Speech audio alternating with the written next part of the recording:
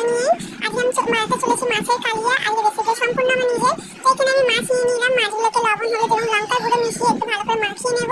মাখানো হয়ে গেলে একটা কড়াইতে সামান্য সরষের তেল দিয়ে মাছগুলোকে একে একে ভাজতে দিয়ে দেবো। মাছগুলো ভাজা হয়ে গেলে আমি এখানে কিছু সবজি কেটে নিয়েছি। সবজিগুলোকে আমি একটা ফ্রাই প্যানে সামান্য তেলে সটে করে নেব। সটে করা হয়ে গেলে আমি একটা মিক্সি জারে সেগুলো তুলে নিয়ে টমেটো দিয়ে একটা মিহি পেস্ট বানিয়ে নেব।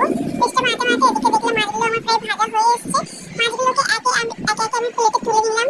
প্লেটে তোলা হয়ে গেলে একটা ফ্রাই প্যানে আমি এখানে প্রচুর পরিমাণে সরষের তেল ব্যবহার করছি গাইস। এটা তোমরা সাদায় কাটতে পারো, এতটাই ব্যবহার করবে। একটা দারুচিনি এবং দুটো এলাচ দিয়ে আমি পেঁয়াজ কুচিগুলো দিয়ে একটু গোল্ডেন ব্রাউন করে ভেজে নেব।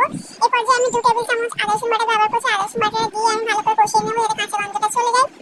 এরপর আমি টমেটো পেস্টটা দিয়ে একটু ভালো করে আবার নাড়তে থাকবো। নাড়তে নাড়তে এই পর্যায়ে আমি 1 টেবিল চামচ লবণ দিয়েছি। লবণটা দিয়ে আবার কষাতে থাকবো এবং সমস্ত মশলাগুলো দিয়ে আমি ভালো করে কষাবো।